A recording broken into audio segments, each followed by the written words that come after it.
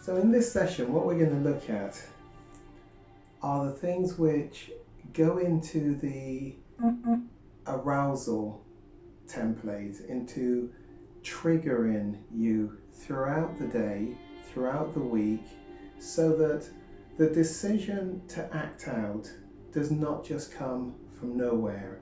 Throughout the day, often there are triggers taking place, and that has to do with objectification and fantasy. We need to give more attention to the fact that it is our thinking which is going to lead to behaviors. And so something about this program being based on the model of CBT, cognitive behavioral therapy.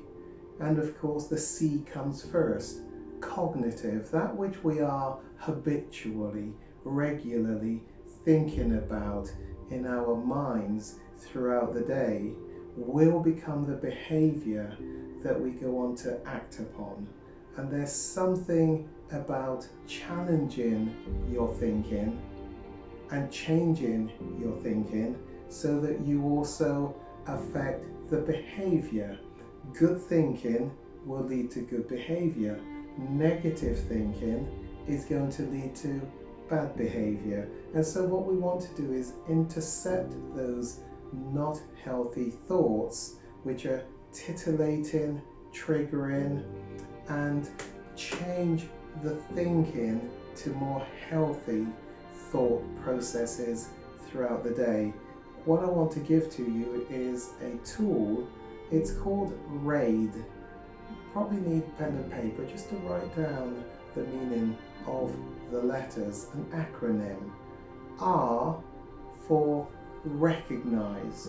Recognize that you are actually having those thoughts. The A, acknowledge the thoughts are going on. Acknowledge that you are thinking the thoughts. It's really important that you don't go into denial. The I, investigate. Am I doing something different today? What can I learn about myself in the practice that my brain has just caught me doing? Noticing the person that comes into your arousal template, whether it be male or female. It is really important that you understand something about, am I doing it more frequently today? Is there something different? Is it that I've not had sex for a very long time? Is it that I've had an argument, an upset with somebody? What can I learn about myself in that I'm doing the objectification today and I've caught myself doing it? Really important. The next one is the D for divert your thinking immediately. Now that you have recognized that you're having those thoughts, probably more accurately, recognize what is actually happening, recognize it. The A, acknowledge that you're actually having those thoughts. The I, investigate, learn from why I am doing it today. And then D, divert your thinking. You will need to find some diversion strategies to shift your thinking immediately. Later in the session, I'm going to give you a particular tool to help you to shift your thinking, to move into more positive thinking.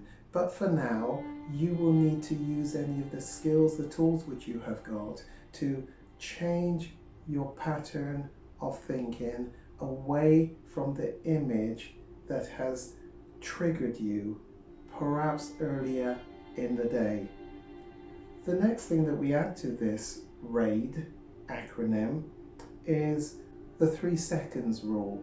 3 second rule, I often call it a misnomer. It's not what's on the can. It's not really an accurate description. In fact, 3 seconds is an eternity. If you found yourself objectifying, going back for a second look, noticing the person, wanting to go back, and you do go back and you do linger, then you've breached the 3-second rule. The 3-second rule is all about a split second that you notice the person, the image, you shift your thinking away. And that moves me into the next tool, which is you bounce your eyes. I notice a person and I know I want to linger, I know I want to see them, I know I want to capture more of their body part. As soon as I notice them, I bounce my eyes immediately. Bouncing. It's also really important that you keep an entry in your journal, in your calendar, in your diary, just to identify the number of times through the day that you caught yourself actually objectifying. I often say to clients, in our diary at the midnight hour, that would be a good place to put an entry. Put an entry against the 12 o'clock midnight, just puts a number in there. Probably not wise to give a description how many times I objectified today, in case your diary comes into the hands of somebody else.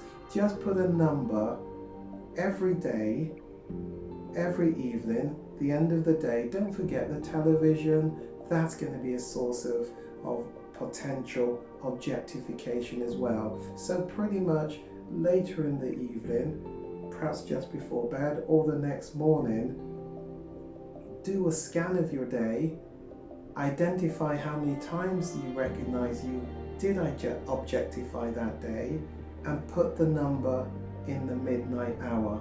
Keep up the entry for quite a number of weeks, not just 2, 3, 4. The reason for doing that is at some point in the future, when your brain identifies the fact that it has just caught you objectifying, it's going to suggest to you it's not working, this program isn't working, your actions aren't working, you may as well give it up. And you've got to have some evidence to challenge it back, to say, well, actually, brain, I may have started at 6 per day, but hey, look, the entries that I've made shows that I'm down to 2, and that's progress. Remember, this program is not about quick fixes.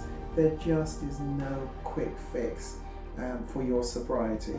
It is small incremental steps over a period of time. And so you've got to be able to challenge your brain back when it comes at you and suggests to you that you are not succeeding in the work of sobriety.